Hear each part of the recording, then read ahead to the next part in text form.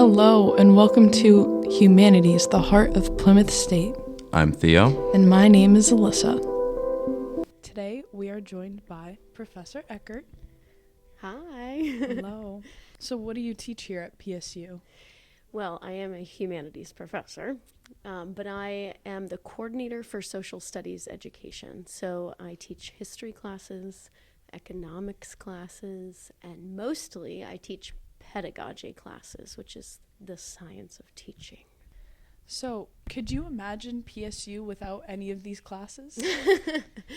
We're just going to go straight into it. I am in a unique role in that my program relies on these classes. And so my program is not likely to be modified or changed because New Hampshire needs social studies teachers, and we're in a teacher shortage, and it is, ut prosim, it is our service to the state that we may serve to provide those teachers and those certified teachers to serve in public schools. But I am questioning the efficacy of my program if we don't have a robust political science faculty and a robust history faculty and sociology, anthropology, all the different things that serve the social studies. So, yeah, I'm not sure.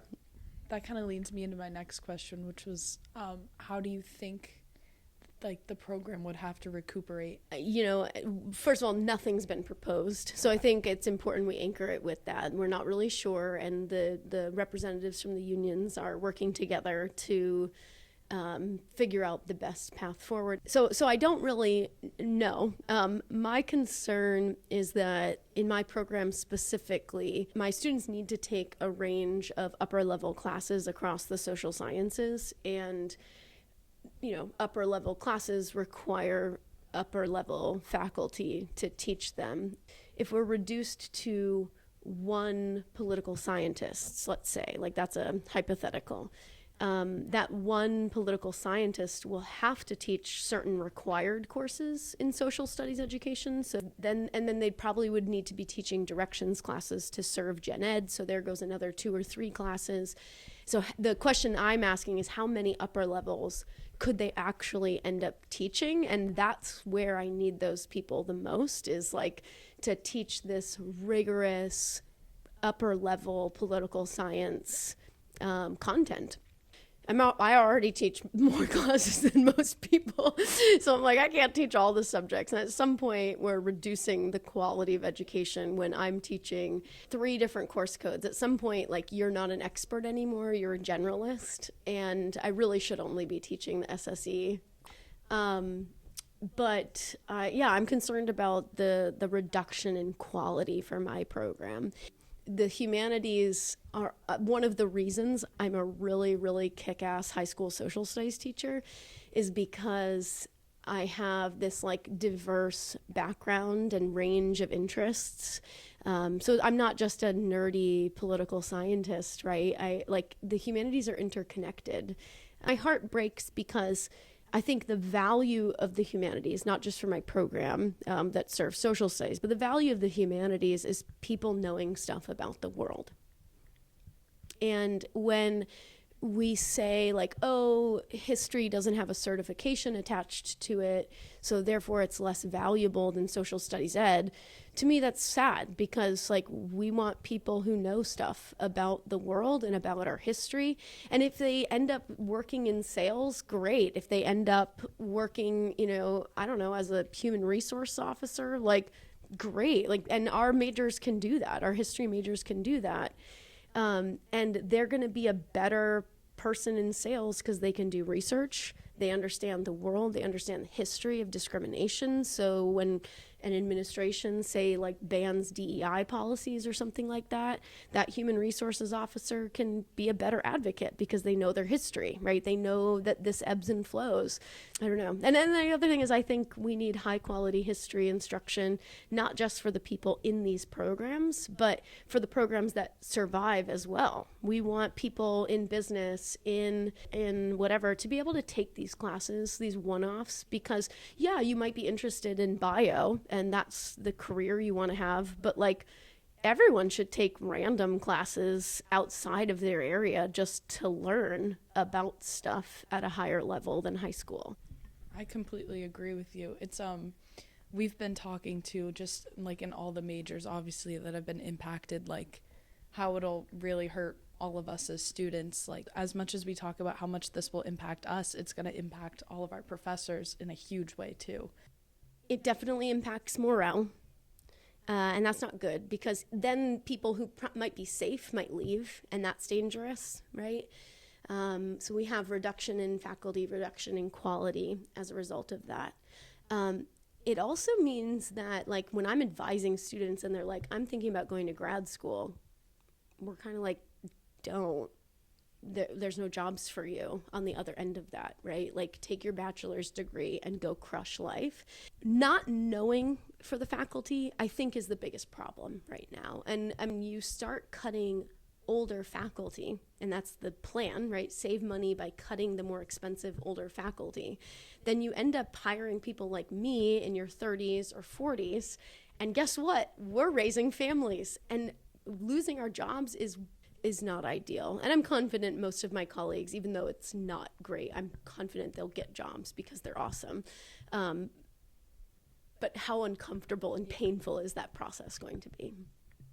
And to me, that advice is pragmatic, but it also feels very anti-intellectual, and it's like the opposite of what I believe in, right? Which is, I think everyone should get as many degrees as they want to get and can afford to get, to be clear. But if you become overqualified with your PhD and can't get jobs, then that's a whole other problem. So I don't want you all to be anti-intellectual, and I think it's problematic for us when we're at a point where we're like, yeah, the landscape for people with graduate degrees is rough, so don't do it. I know that I'm very trusting in the people that have been nominated by our unions to engage in the conversation with the administration. I also know that the administration don't want this. Like, they're not the bad guys. The bad guys are the people who hold the money, right? The bad guys are also people who donate to schools like Harvard and Yale, whose endowments are gigantic, and they never, ever need that money. So we need the people with the money to see regional state schools as a place worthy of investment. And I can't think of a better investment right now than in this region, right? If this school goes, this region goes, right? Most of the people who work in nursing, in business, in schools around this area, and those are the three biggest industries, they have degrees from Plymouth State. All of my adult friends have degrees from Plymouth State. That's a problem if this school isn't able to continue to crank out those degrees to serve this region. Then we're going to be importing people and trying to convince them to move north from Massachusetts. What is like the general concern for professors for themselves at this point? Because we've talked about the concern for students too, but yeah. Well, I mean, the concern for students like yourself is probably pretty minimal. Like, you know, and I think you're like, it's okay to be bummed, but I don't think it's going to affect you. I think what you should be bummed about is the state of our state and nation, and the fact that we are 50th out of 50 for state funding to higher education. If the state was doing their part, we wouldn't be making these cuts. And so what I hope the student body does is they take whatever frustration they have and turn it into a political movement and take your case to Concord. My other appeal to the student body is please run for office. So the only people that can really afford to do that are retirees, right? To not get paid to serve. Essentially, right? They get paid $100. Okay, they get paid $100, so they can like buy their grandkids a Christmas present or something, but on tax dollars. But I think we need a young generation who, you know, there's a lot more remote work that you all are going to enter into, and why not create a work schedule for yourself where your Thursdays are open and your Januaries are lighter, so that you can be a state rep and go serve our state and fight the fight where the battle needs to happen. Sadly, I went to the state finance committee meeting a couple weeks ago where they were voting on their budget, which sort of continued what is already set into motion. And not only did the chair of the finance committee, who was running the meeting, mock everyone in front of them in the meeting. So you can look this guy up. His name's Kenneth Weiler. He mocked everybody. You had 100% of the people in the audience said, this is a really bad budget. This is a really bad plan. And the Republican majority in our House voted to approve it anyway. So our voices, like, we can scream from the rooftops all we want, I'm learning, but until we change who's in those seats, it won't do anything. We have the biggest legislature in the country. As a result of that, these seats are easily flippable. I didn't like the person who represented me in the town that I used to live in. And so I couldn't run because I was a registered independent and I wasn't able to run against him. So I was like, well, dang it, what am I going to do? So I found the guy who was going to run against him, and I just became his campaign manager. And we won the seat by 3 votes. 3 votes. Me, my husband, and somebody else were the difference makers in that town.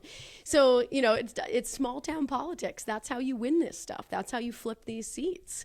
And I would love if some young 20-year-olds trolled Kenneth Weiler, because I think he deserves it. He was quoted as saying that all the people at that finance committee meeting were like, gimme, money for my school. That's what he said out loud. Like, that's what people were, that's how he was mocking everyone. This is the chair of the finance committee. It's wild.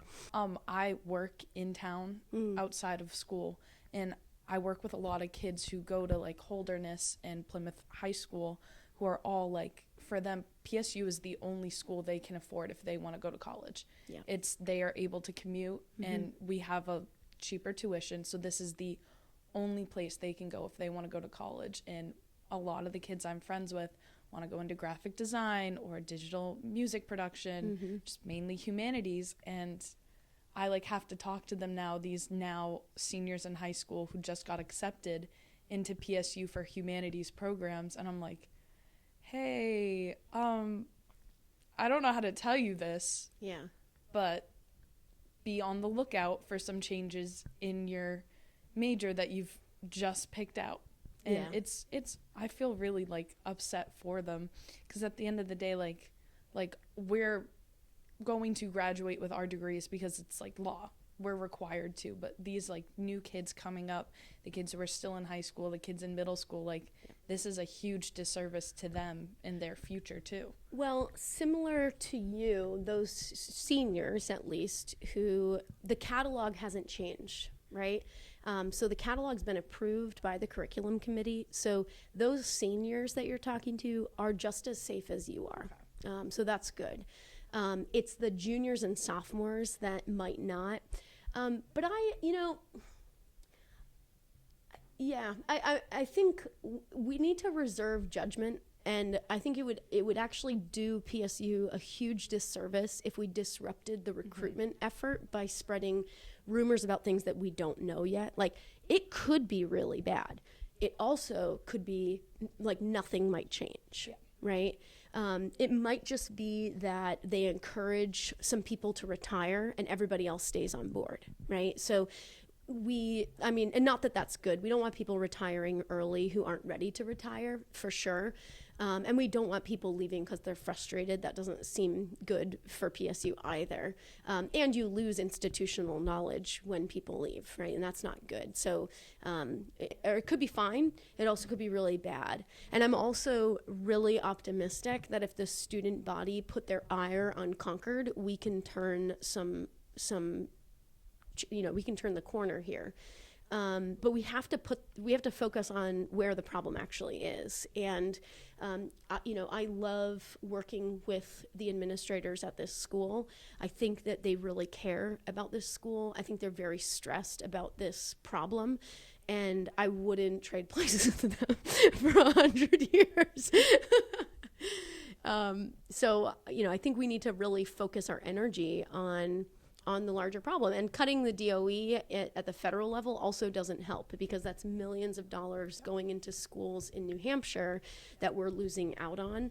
and having to raise at the local level, right? Like those dollars will be replaced, but it's going to come out of property taxes in your town. And it's already way too expensive for young people to move into our state. We're very aware that this is a state problem, and it's not President Burke's and it's not provost. They're speaking for other people. They're being told what to do. Mm-hmm. And we know that, and we're trying to go after the people telling them what to do. Yeah. Who are appointed by our governor. Yep. So it's big, right? Like even those trustees that you're after, like they're appointees. Yep. So they can be reappointed out of here. I'm just kidding. The big change that the conversation needs to that we need to have as a state is thinking about higher education and public school education as an investment in the future of the state. And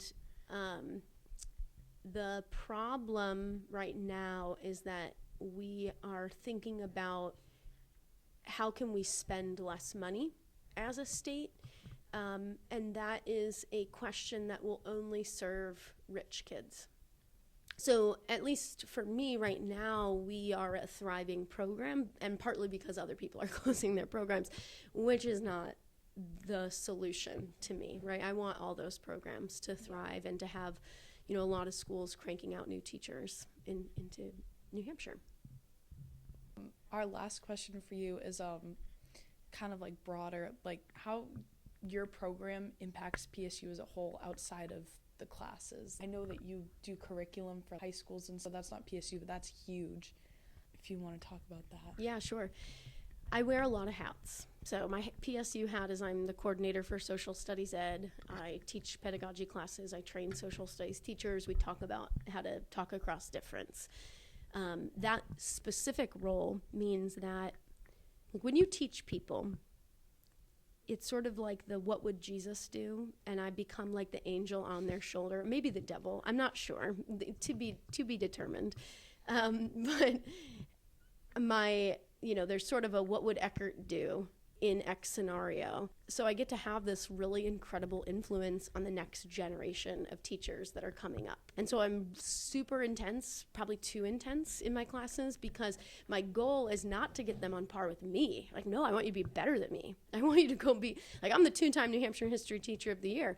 I want you to be the 3-time New Hampshire History Teacher of the Year. That's my goal for you. I'm also, so I serve on the board for the New Hampshire Council for Social Studies. I'm one of the longest serving board members on that organization. So I'm really connected to schools all around the state, which also serves our students when they're starting to get jobs and that sort of thing. I'm working on a big project. Maybe I'll share it. This is a big reveal. New Hampshire is the last state in the union to revise our social studies frameworks.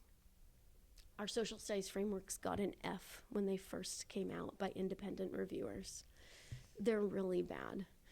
And our current commissioner has failed to improve or revise or even look at thoroughly the frameworks. So PSU is doing it for him, and I am the project director on that. And so we will be releasing state frameworks for New Hampshire this year. Wow. Yeah. That's a huge deal. That's a huge deal. That's amazing. Yeah. Final reveal.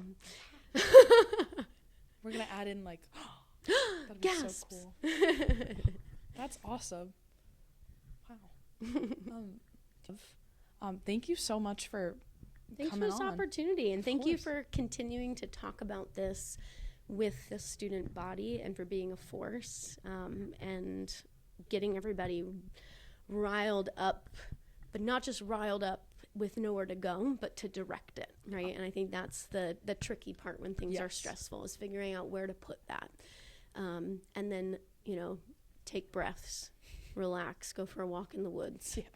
This has been Humanities, the heart of Plymouth State. Once again, I'm Theo. And my name is still Alyssa, and we hope to see you here again. And good salutations to all.